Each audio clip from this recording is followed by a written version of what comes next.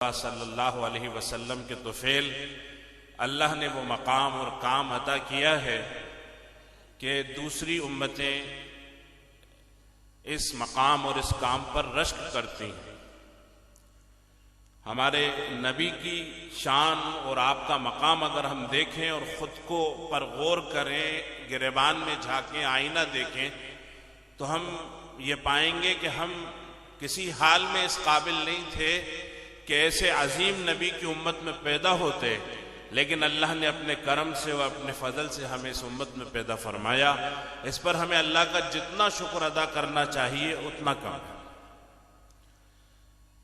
ہم لوگ یہاں پر آئے اور میرے آقا صلی اللہ علیہ وسلم کے غلاموں کے جوتوں میں جو خاک لگی ہوتی ہے اس کے ذروں کے برابر بھی ہم نہیں ہیں، لیکن آپ حضرات نے ہمارا استقبال کیا، کیونکہ آپ نے استقبال کیا تو ہمیں اندر سے محبت اور عزت محسوس ہوئی۔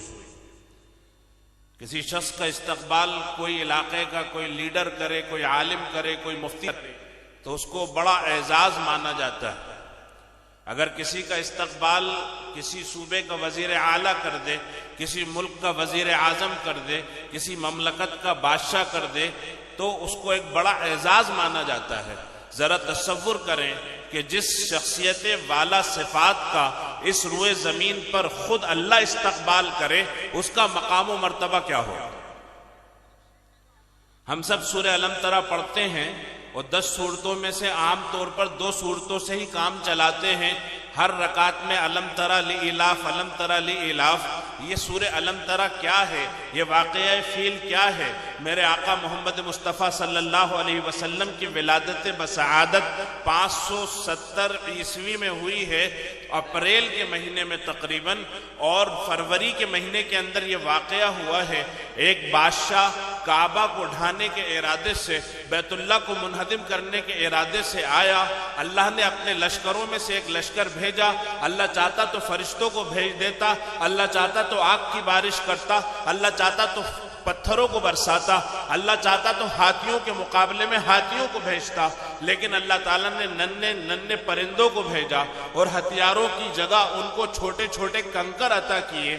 یہ ابابیل کا لشکر آیا اور اس نے جو پتھروں کی بارش کی، اللہ تعالیٰ اپنی کتاب میں فرماتا ہے الم تر کیف فعل ربک باصحاب الفیل، کیا نہیں دیکھا کیا کیا تمہارے رب نے ہاتھی والوں کے ساتھ؟ الم یجعل کیدہم فی تضلیل، کیا ان کی پلاننگ کو، ان کی منصوبے کو، ان کی سازش کو ناکام و نامراد نہیں کر دیا؟ وارسل علیہم طیرا ابابیل، ان پر پرندوں کے جھنڈ بھیجے، ترمیہم بحجارۃ من سجیل، جو پرندے چھوٹے چھوٹے کنکروں سے ان ہاتھیوں اور ہاتھی والوں کو مار رہے تھے۔ جو یہ حملہ ہوا کنکریوں کا پرندوں کے ذریعے ہاتھیوں پر، ہاتھی والوں پر، اس کا کیا نتیجہ ہوا؟ فجعلہم کعصف معقول، ہاتھی والوں کو اور ہاتھیوں کو، ان کے سارے ہتھیاروں کو، ان کی شان و شوکت کو، ان کی طاقت و قوت کو ملیا میٹ کر دیا، انہیں کھایا ہوا بھوسا بنا دیا۔ جیسے کوئی مویشی اپنے تشلے میں چارہ کھاتا ہے، اس چارے کو مچا دیتا ہے، پھیلا دیتا ہے۔ اللہ نے اپنا گھر منہدم کرنے کا ارادہ کرنے والوں کی لاشوں کے ٹکڑوں کو مکہ مکرمہ سے صنعا تک، بیت اللہ سے صنعا تک اللہ نے ان کے جسم کے ٹکڑوں کو پھیلا دیا۔ یہ کیا تھا؟ اس واقعے کو دیکھ کر اہل نظر سمجھ گئے کہ کوئی عظیم ہستی اس دنیا میں آنے والی ہے کہ اللہ نے اس کا استقبال کیا ہے۔ وہ عظیم ہستی کون ہے؟ وہ میرے اور آپ کے آقا محمد مصطفیٰ صلی اللہ علیہ وسلم۔ کہتے ہیں نا پوت کے پاؤں پالنے میں نظر آ جاتا ہے۔ میرے نبی ابھی دنیا میں تشریف نہیں لائے، آمینہ کے جسم میں سے نور کی شعائیں پھوٹ رہی ہیں۔ جس دن آپ دنیا میں تشریف لا رہے ہیں، آپ کی باندی گھر سے نکل کے، فاطمہ بنت عبداللہ ان کا نام تھا، وہ گھر سے نکل کے دیکھتی ہیں، ایسا لگتا ہے ستاروں کی بارش ہو رہی ہے۔ آمنہ کہتی ہے مجھے ایسا لگتا کہ میرے جسم میں سے خوشبو آ رہی ہے۔ بابل اور مدائن کے باغات اور محلات مجھے دن میں نظر آتے تھے۔ یہ کیا تھا؟ یہ میرے آقا صلی اللہ علیہ وسلم کا اس روئے زمین پر استقبال تھا۔ جب آپ اس دنیا میں تشریف لائے، ہم سب جانتے ہیں کہ یتیم کی حیثیت سے تشریف لائے۔ عرب میں یہ رواج تھا کہ چھوٹے دودھ پیتے بچوں کو دیہاتی علاقوں میں بھیجا جاتا تاکہ وہ جفاکش بنے، تاکہ وہ تیر انداز بنے، تاکہ وہ ٹیلوں پر جائیں، تاکہ وہ جنگلوں میں جائیں اور ان کی زبان اچھی ہو، خالص عربی وہ بولنے والے بنے۔ تو اسی رواج کے تحت حضرت حلیمہ اپنا واقعہ بیان کرتی ہیں کہ میں اپنی ہمجولیوں اور سہیلیوں کے ساتھ مکہ آ رہی تھی بنی سعد سے، تاکہ ہم چھوٹے بچوں کو اپنے علاقوں میں لے کر جائیں، ان کی پرورش کریں، ان کی دیکھ بھال کریں اور اس کے بدلے میں ہمیں کچھ پیسہ ملے۔ کہتی ہے میں بہت غریب تھی اور بہت میرا حال خراب تھا، سواری کمزور تھی، جس سواری پر میں سوار تھی وہ بڑی اڑیل تھی، مریل تھی، بار بار زمین پہ جم جاتی، کوئی اسے کھینچتا، کوئی اسے دھکاتا، کوئی اسے مارتا، کوئی اسے جھڑکتا، ایسے گرے پڑے چلے گئے، راہ میں تیری ستم سہے چلے گئے۔ مکہ مکرمہ پہنچی اور ساری عورتیں کسی نہ کسی گھر میں گئی اور اپنی پسند کے بچے انہوں نے لے لیے، لیکن جب کوئی محمد مصطفیٰ کے گھر میں جاتی اور کہتی کہ یہ بچہ تو بہت خوبصورت ہے، اس کا چہرہ چاند کا ٹکڑا ہے، اس کی آنکھوں میں فطانت اور ذہانت ہے، میں اسے پالوں گی، اس کے باپ کو بلاؤ، تو بیچاری بیوہ ماں کہتی کہ اس کے ابا کا تو انتقال ہو گیا، اس کے دادا ہیں عبد المطلب، ان کو بلاتی ہوں۔ وہ دل میں سوچتی کہ بڑے میاں اور بیوہ عورت یہ مجھے کیا پیسہ دہلا دیں گے، تو وہ یہ کہتی کہ میں کل آتی ہوں، شام کو بتاتی ہوں، جو جاتی تو واپس نہیں آتی۔ اور ادھر حلیمہ کسی گھر میں جاتی اور یہ کہتی کہ یہ بچہ مجھے دے دو تاکہ میں اسے پالوں اور اس کی تربیت کروں، تو گھر والے یہ کہتے کہ تو کمزور ہے، بیمار ہے، لاغر ہے، پہلے تو اپنا پیٹ پال لے، اس کے بعد ہمارے بچے کو لے جانا۔ میرے آقا کو یتیم ہونے کی وجہ سے کسی نے لیا نہیں اور حلیمہ کو کمزور ہونے کی وجہ سے کسی نے اپنا بچہ دیا نہیں۔ آخری دن اپنے خیمے میں اداس بیٹھی ہیں، شوہر نے آ کے خیریت پوچھی، کیا بات ہے حلیمہ اداس ہو؟ کہنے لگی میری گود میں کوئی بچہ نہیں، میری سہیلیاں مذاق اڑا رہی ہیں، علاقے میں بھی میرا مذاق اڑے گا، میں کیا کروں؟ کہنے لگے وہ قریشی یتیم بچہ، اسے ابھی تک کسی نے نہیں لیا، تم اسے لے لو، ہو سکتا ہے اللہ اس میں برکت ڈال دے۔ کہتی ہیں کہ بوجھل قدموں سے بدلے نہ خواستہ میں گئی اور بچے کو اٹھا کے گھر میں لے آئی اور نا امیدی کے عالم میں نے گود میں لٹایا کہ میری چھاتیوں میں تو دودھ اترتا نہیں ہے، لیکن پرائی اولاد ہے، تھوڑی کوشش کر کے دیکھوں۔ دودھ کے فوارے چھوٹ گئے، آپ نے پیٹ بھر کے دودھ پیا، میری سگی اولاد نے پیٹ بھر کے دودھ پیا، میرے مویشی جو ایک قطرہ دودھ کا نہیں دیتے تھے انہوں نے اس رات اتنا دودھ دیا کہ میرے گھر کے سارے برتن بھر گئے۔ میرے پیالہ مجھے دیتے، میں اپنے شوہر کو پیالہ دیتی، وہ کہتے اور پی، میں کہتی اور پیو، یہاں تک کہ ہم نے حلق تک دودھ پیا اور پھر ہم سوئے خراٹوں سے۔ بہت دنوں کے بعد وہ رات ہمارے گھر میں آئی کہ پورا خاندان سکون سے سویا، ورنہ روزانہ بھوک ہوتی، روزانہ فاقہ ہوتا، روزانہ بچے کا چیخنا پکارنا رونا دھونا ہوتا، رات آنکھوں میں کٹ جاتی۔ صبح میرے شوہر نے مجھے اٹھایا، حلیمہ حلیمہ، میں اٹھ کے بیٹھی، کیا ہو گیا؟ کہنے لگے لقد اخذتی نسمتا مبارکہ، حلیمہ تم کسی مبارک شخصیت کو اپنے گھر میں لے آئی ہو، ہمارے گھر کا تو حال برا تھا لیکن آج کی رات تو جنت کی بہاروں میں گزری۔ پھر جب صبح قافلہ روانہ ہوا، اپنی اونٹنی پر سوار ہوئی، وہ اونٹنی جو مریل تھی اڑیل تھی وہ دوڑے لگا رہی ہے، اس کے تو پر لگ گئے، وہ چل نہیں رہی، اڑ رہی ہے، پورے قافلے کو اوورٹیک کر رہی ہے۔ اور میری سہیلیاں مجھ سے کہہ رہی ہیں حلیمہ ذرا صبر کر، ذرا ترس کھا، ذرا رحم کر، کہ یہ وہی سواری نہیں ہے جس پر تو آئی تھی؟ تو میں مزے لے لے کر ہمک کر کہتی انہا لہی، سواری تو وہی ہے، وَإِنَّ لِرَاكِبِهَا لَشَأْنَ، لیکن اس کا سوار نرالا ہے۔ سبحان اللہ۔ جب اپنے علاقے میں پہنچی، لوگ کہنے لگے یہاں قحط پڑا ہے، تم لوگ مکہ میں ہی رک جاتے۔ پھر روزانہ جب میرے دوسروں کے جانور جاتے، رات کو آتے، ان کے پیٹ خالی ہوتے اور دودھ کا قطرہ نہیں ہوتا، اور میرے جانور جاتے پیٹ بھرے ہوتے، دودھ لبالب ہوتا۔ یہاں تک کہ میرے علاقے میں یہ بات مشہور ہو گئی کہ مویشیوں کے مالک جب اپنے چرواہوں کو روانہ کرتے تو ان کے کانوں میں کہتے کہ وہاں چراؤ جہاں حلیمہ کا چرواہا چراتا ہے۔ سبحان اللہ۔ انہیں یہ خبر نہیں تھی کہ یہ چراگاہوں کا کمال نہیں، چرواہوں کا کمال نہیں، یہ برکت ہے اس بچے کی جو میرے آنگن میں کھیل رہا ہے، جو میرے آنگن میں چوکڑیاں بھر رہا ہے۔ سبحان اللہ، یہ میرے نبی کا بچپن ہے. بے شک جب بچپن میں ایسی برکت ہے تو اس شن میں کیا برکت ہوگی جسے آپ لے کر آئے. بے شک. میں زیادہ تفصیل میں نہیں جانا چاہتا، لیکن میرے آقا کی عادت و اطوار، میرے آقا کا اخلاق، میرے اللہ نے خود اپنے نبی سے فرمایا وَمَا أَرْسَلْنَاكَ إِلَّا رَحْمَةً لِلْعَالَمِينَ. نبی جی ہم نے آپ کو سارے عالموں کے لیے رحمت بنا کے بھیجا ہے.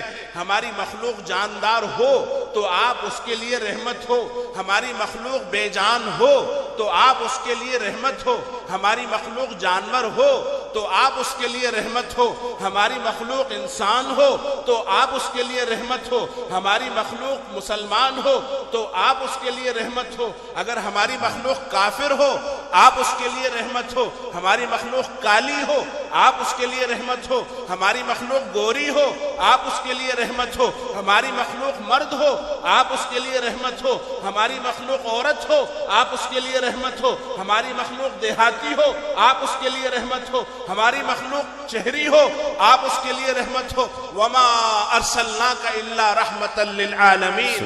نبی جی ہم نے آپ کو سارے عالموں کے لیے رحمت بنا کے بھیجا ہے. بے شک. مثال کے طور پہ پانی ہے، پانی بے جان ہوتا ہے، اس میں روح نہیں ہوتی. ایک صاحب وضو کر رہے ہیں، صحابی رسول، اور پانی کو چھپا چھپ استعمال کر رہے ہیں، بہا رہے ہیں. آپ تشریف لائے، آپ نے فرمایا ما ھذا الاسراف، یہ کیسی فضول خرچی ہے. وہ حیرت میں بولے افی الوضوء اسراف، کیا وضو میں بھی اسراف ہوتا ہے؟ میرے آقا نے فرمایا ہاں. وَلَوْ كُنْتَ عَلَى نَهْرٍ جَارٍ، اگر بہتی ندی پر بھی بیٹھ کر وضو کر رہے ہو اور پانی زیادہ استعمال کر رہے ہو، یہ اسراف ہے، یہ اللہ کو ناپسند ہے. کوئی پانی کے ساتھ اگر مس بیہیو کرے، کوئی پانی کا مس یوز کرے، پانی کی فضول خرچی کرے، پانی کا اسراف کرے، میرے نبی کہتے ہیں کہ یہ نہیں چلے گا، کیونکہ میرا رب رب العالمین ہے، رحمان رحیم ہے، اور رسول رحمت للعالمین ہے، اور کتاب رحمت ہے، دین رحمت ہے، ہر طرف رحمت ہی رحمت ہے. اگر کوئی ظلم کا معاملہ پانی کے ساتھ بھی کرے گا یہ میرے آقا کو ناپسند ہے. بے شک. ایک عورت نے بلی پالی، فرمایا اس کو باندھ دیا، اس کو بند کر دیا، نہ کھانا پانی دیا، نہ اسے چھوڑا کہ وہ چوہے کھا کے پیٹ بھر لے.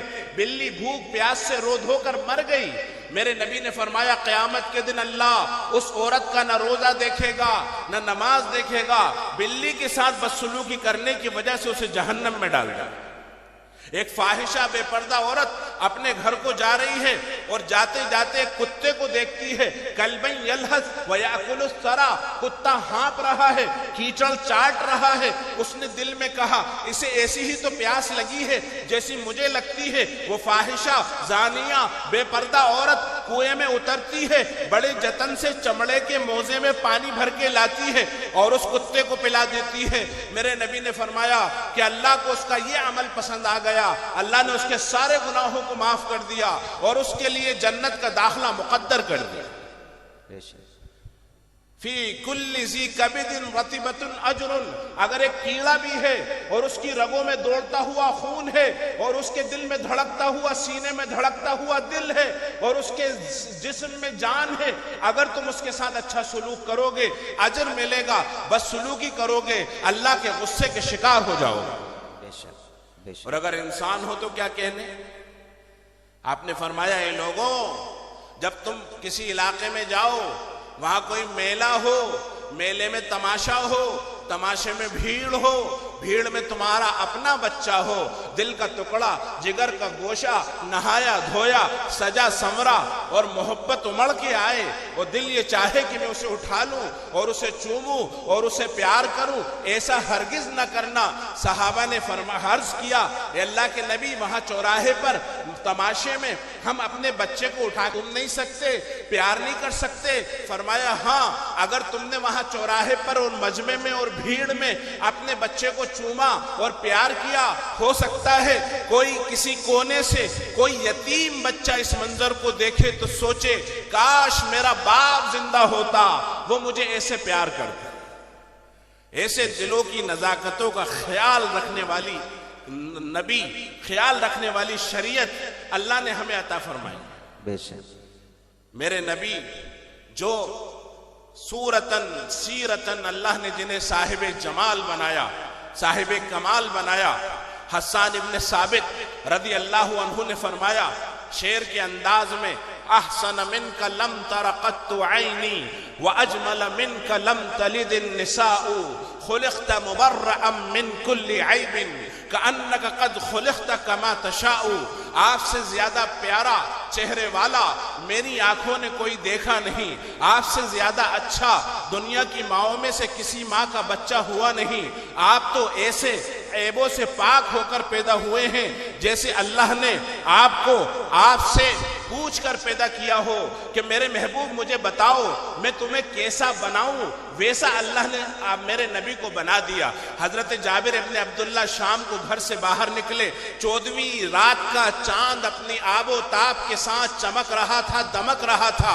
कहने लगे मा अहसनल मंजर, कितना खूबसूरत मंजर है। इतने में उधर से अल्लाह के नबी तशरीफ ले आए। कहते हैं मैं कभी चांद को देखता, कभी अल्लाह के नबी के चेहरे अनवर को देखता, कभी चांद कभी चेहरा, कभी चांद कभी चेहरा।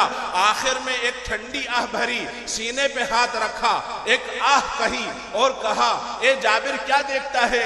अल्लाह के नबी का चेहरा चांद से भी ज्यादा हसीन और खूबसूरत।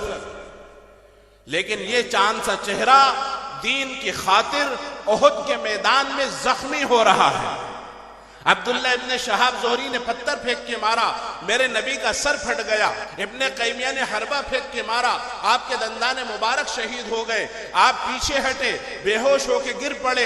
अफवाह उड़ गई कि मोहम्मद सल्लल्लाहु अलैहि वसल्लम शहीद हो गए।